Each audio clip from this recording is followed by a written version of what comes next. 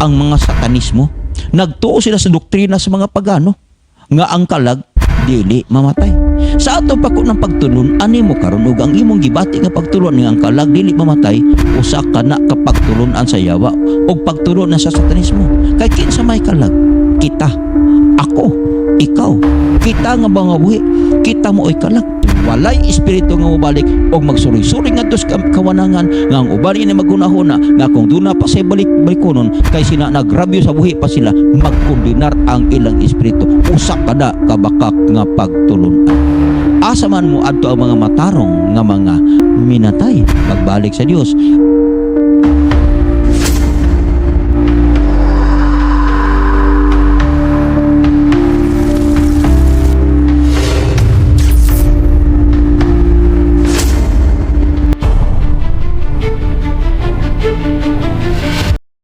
Naglawom ako nga naa ka mo sa kapis kays panglawas karon, makig-uban kanako sa atong pagtuon sa pulong sa Dios.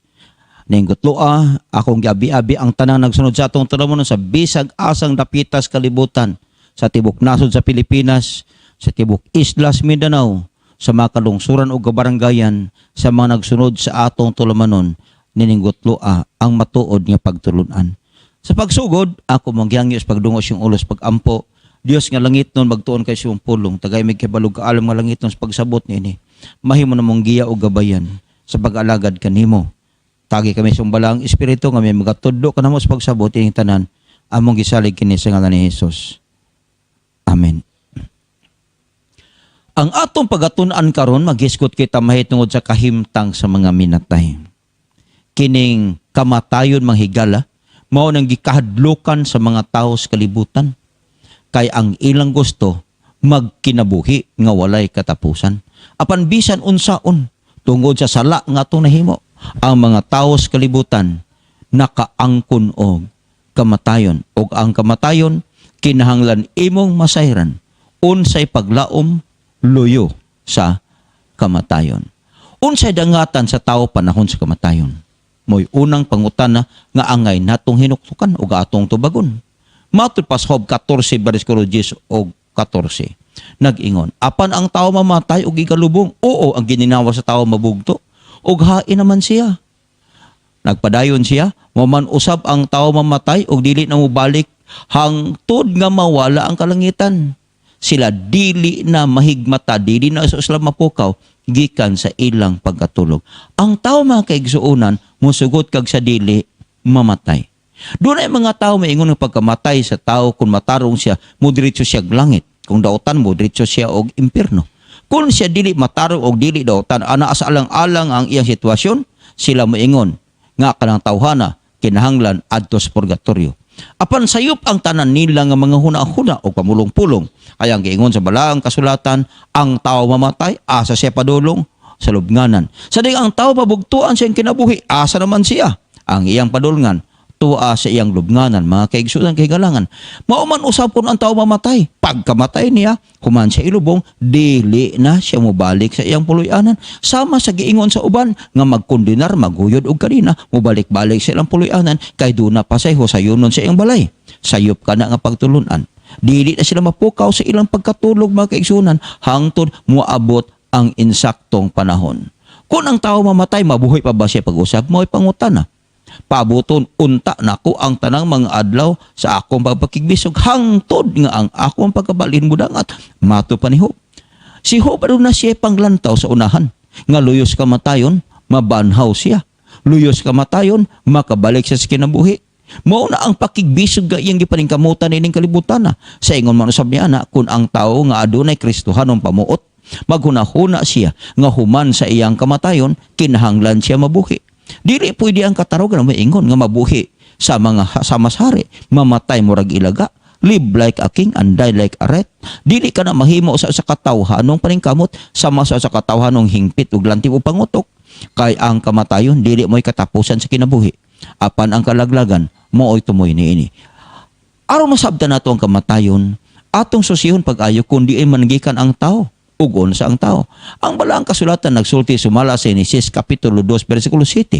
O giumol ni Jehova nga Dios ang tao gikan sa abog sa yuta.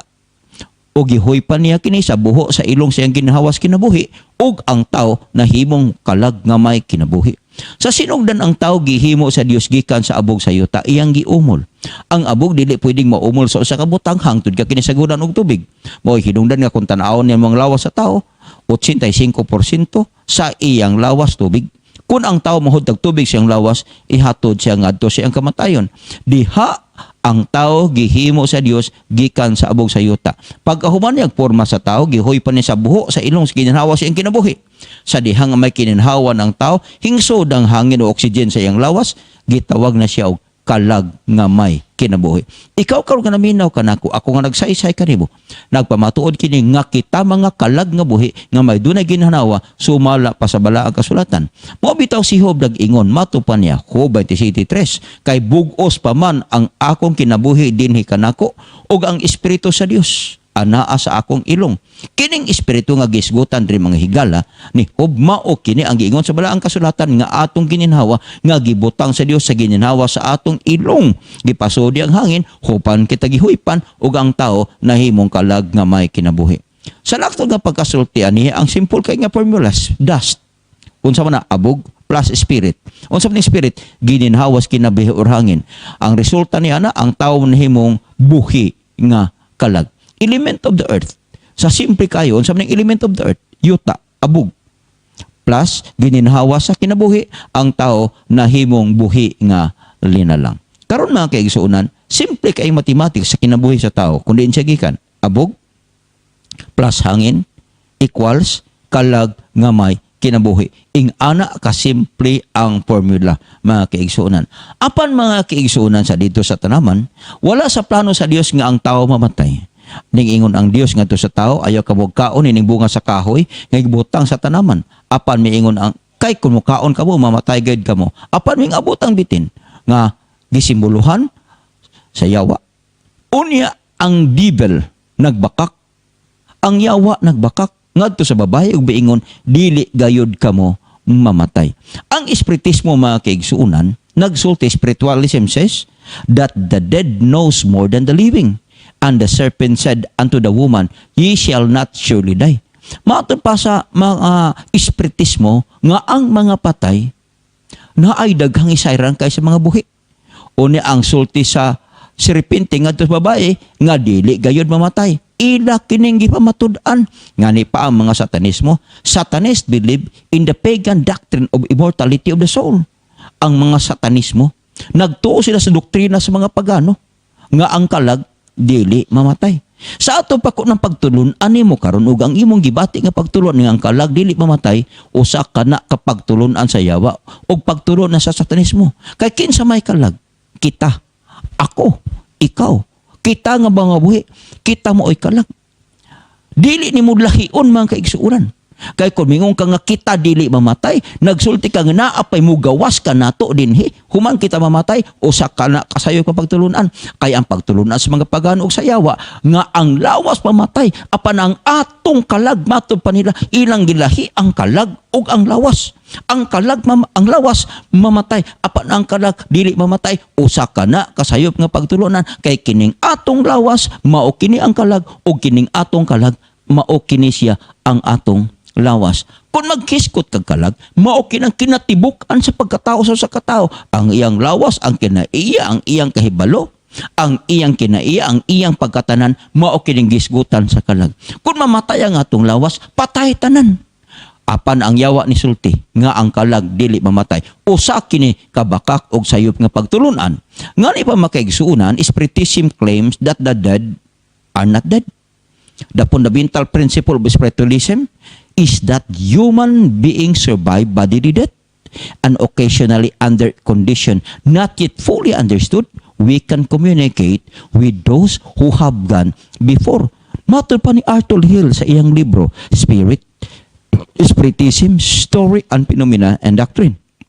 Page 25. Iyang ipamatud-an kini mga higala nga bisan pa gani ang mga patay maistorya pas mga buhi sa usa ka butang nga dili masabtan. Kining usa ka butang nga dili masabtan makiigsuonan nga ang tao mo survive sa iyang tawhan lawas dong pagkamatay. So ginlan talang ka kining under that occasionally under condition that yet fully understood, masulti nato mga patay, mga higala, klaro tinaw kini nga mao kini ang lihok ni Satanas sa pagklingla sa mga tao sa kalibutan, kay gusto ni pamatud-an nga ang iyang bakak di ay mga kaigsuonan.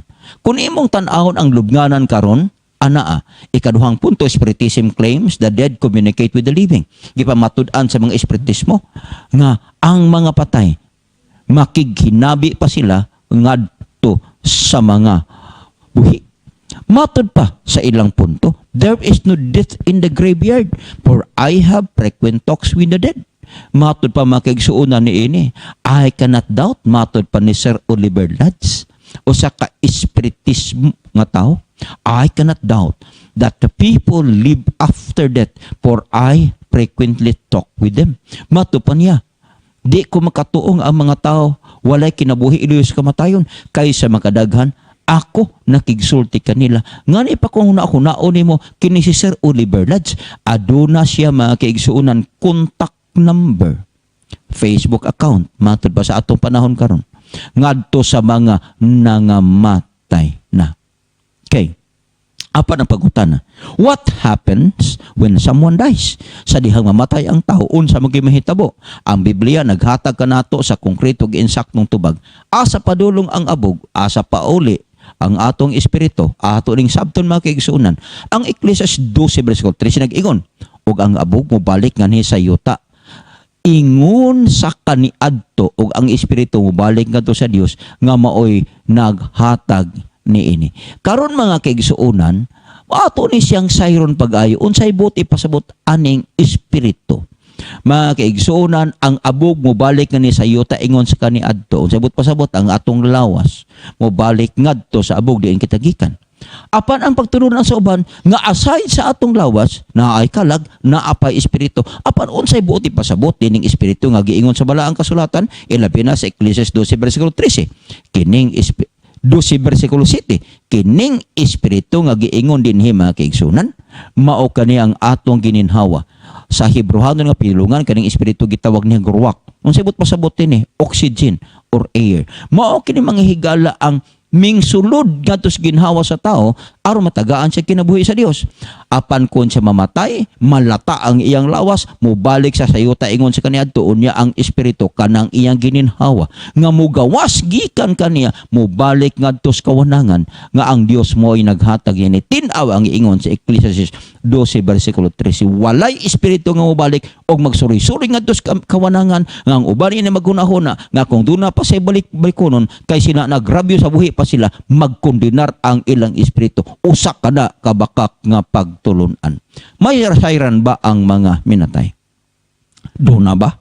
Ecclesiastes kapitulo 9, 5 ug 6 og ngadto sa 10. Matud pa. Kaya ang mga buhi nasayod sila nga sila mga matay. Apan ang mga minatay di na sila may balos sa bisan unsa. Ni may balos pa sila tungod kaya ang ilang handumanan hingkalimtan. Nagpadayon siya, maingon man usab ang ilang kugma, mao man usab ang ilang pagdumot ug ang ilang kasina mawagtang sa kanhing panahon. Ni may bahin pa sila sa gihapon sa bisag unsang butang nga gibuhat sa ilalom sa adlaw. Mga kaigsuonan, mo na nagtambag siya bisan unsa ang hikaplagan sa kaplagan nga buhat sa imong mga kamot, buhata kana uban sa imong kusog, kay didto sa Siol diin ikaw moadto wala nay buluhaton ni paglalang ni kahibalo ni kaalam.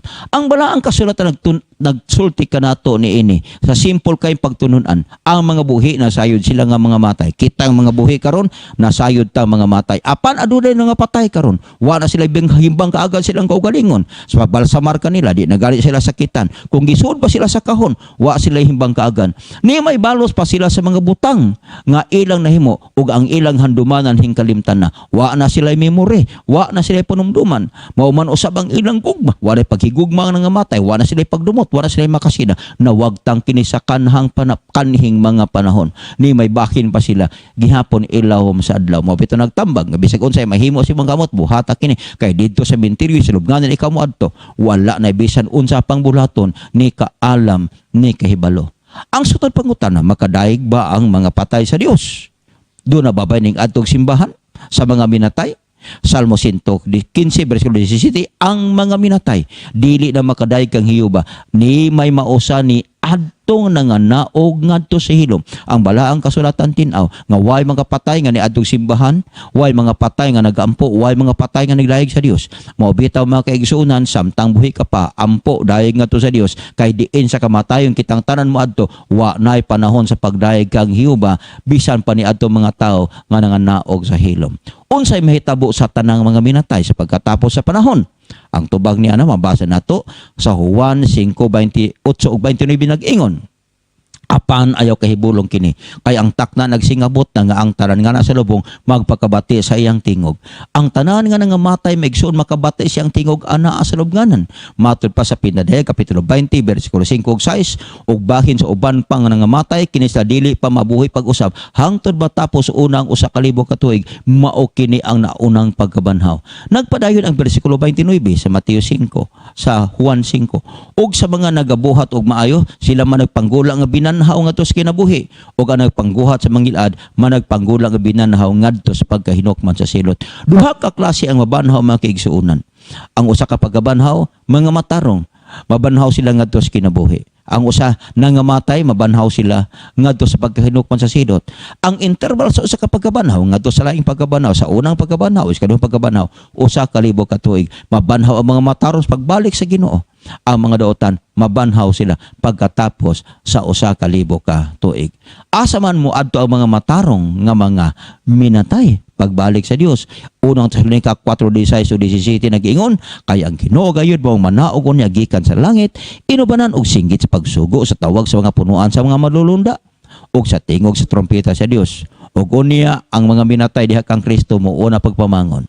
Ug kita nga mga buhi pa nga mga bilin pagasakgaon ngadto sa mga panganod, uban kanila sa pagsugat sa Ginoo diha sa kahanginan, ug sa ingon ini kita makig-uban sa Ginoo sa tanang panahon. May panahon mga higala nga ang tanang mga nangamatay mabanhaw sila. Unya makig-uban sila sa Ginoo panahon sa iyang pagkabanhaw ngadto sa kinabuhing walay katapusan, ngadto sa puloy-anan sa mga linuwas. Kung kita mamatay diha kang Kristo, unsay atong paglaom?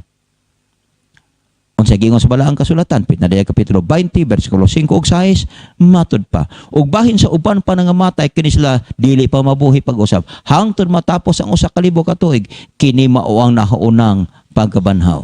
Nagpadayon sa pagsulti, bulahan ang tao nga nakaambit sa unang pagkabanhaw. Sa ingon sa mga taong ingon ini, ang ikaduhang kamatayon walay gahom sa buot hinunua. Sila mamahimong mga saserdote sa Kristo ug uban kanila managhari sa usa ka libo ka tuig.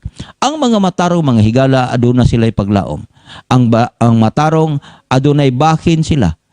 Giingon sila mga kaigsunan nga kini sila makig-uban kang Kristo. Kanos-a sila mabanhaw sa diha nga mobalik si Kristo. Mao kini ang paglaom sa tanang mga nangamatay. Managod siya bulahan ug balaan ang tawo nakaambit sa unang pagkabanhaw. Sa mga taong ingon ini ang ikaduhang kamatayon, walay gahom sa pagbuot tinunua, sila mamahimong saserdote kang Kristo, sa Dios ug kang Kristo. Ug uban kaniya managhari sulod sa usa ka libo ka tuig. Ang mga matarong adunas nga nangamatay, aduna sila'y paglaom. Makaangkon sila sa kinabuhi nga walay katapusan, nga mao kana ang unang pagkabanhaw. Ang pangutana karon mao kini sa atong pagkamatay, unsay mukuyog uban kanato? Pinadayag 14 bersikulo 3 nag-ingon, og nabati ko gikan sa langit ang usa ka tingog nga nag-ingon, isulat mo kini, bulahan ang nangamatay nga sukad karon nangamatay diha sa Ginoo. Bulahan gayud nag-ingon ang espiritu, kay makapahulay man sila gikan silang paghago, kay ang ilang mga binuhatan muuban man kanila. Wa tay mabalon sa kalibutan sa atong paghawa. Hingsulod kita hubo sa atong paghawa usab sa kalibutan hubo. Apan kung kita nagkinabuhing matarong ni kalibutan ang atong mabalon ngadto sa atong lubnganan, ang ato lagyong mga binuhatan nga maayo mga kaigsuonan. Hinungdumi kini giingon, walay gidaghanon sa pagampo alang sa kamatayon sa taong dautan gikan sa mga buhi, aron makaangkon sa kapasayloan sa sala, aron makaangkon sa kinabuhing walay katapusan. Ang pagampo, ang pangadji o pagpambisag unsay ginahimo sa mga tao aron mabuhi, maluwas ang mga nangamatay ang dautan, mga kaigsunan dili magpulos. Walay salapi o gidaghanon sa kwarta nga imong magamit. Walay gidaghanon sa mga panahon nga imong gigugol. Aron nga maghimo kag mga lakang unsaon pagluwas ang nangamatay nga mga dautan. Dili ka na magpulos. Kay kana sila mga kaigsunan. Kung karon gusto kang maluwas, desisyon na nimo himuon nga samtang buhi ka pa.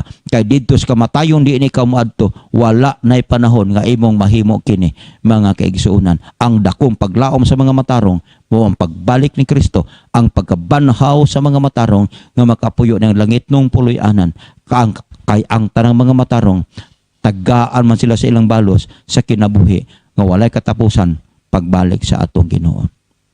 Ikaw, kitang tanan, desisyonan daan nato karon kung asa ta padulong human sa atong kamatayon. Kay walay gidaghanon sa mga tawo nga mag-antos alang kanato. Sa dihang mamatay na kita aron kita makaangkon sa kinabuhing walay katapusan. Ang kinabuhing walay katapusan karon pangadaan imong pilion, imong desisyonan samtang buhi ka pa. Naglawom ako sang mubo na tong pagtuon, may nakatunan ka. Og maandam ang imong kaugalingon kung moabot man kining trahedya sa kinabuhi ang kamatayon. Kay ang kamatayon moabot sa kinabuhi sa tao nga dili kini magsaba. Atong idungo atong ulos pag-ampo. Dios namong langiton, salamat sa pulong among natun-an. Naglaom kami nga kining mga pulong among natun-an may tungod sa kamatayon, nagahatag kanamo paglaom. Adunay pagkabanhaw nga paaboton alang sa mga tawo nag-alagad kanimong matinumanon. Tuloy kay pagsunod sa imong kabubuton samtang may panahon pa. Salamat Dios pagtubag sa pag-ampo. Amo ning gisalig ang tanan sa ngalan ni Jesus. Amen. Salamat sa iyong pagpamina o pagsunod sa tulumanon. At ang ginapod ang sunod ng episode sa atong pagtuon o naglawom ako nga ang Dios magapanalangin kanimo karon. Kini si Pastor Jerry Lano manamilit o maingon daghang salamat sa iyong pag-uban, ang Dios magapanalangin kanatong tanan. Daghang salamat.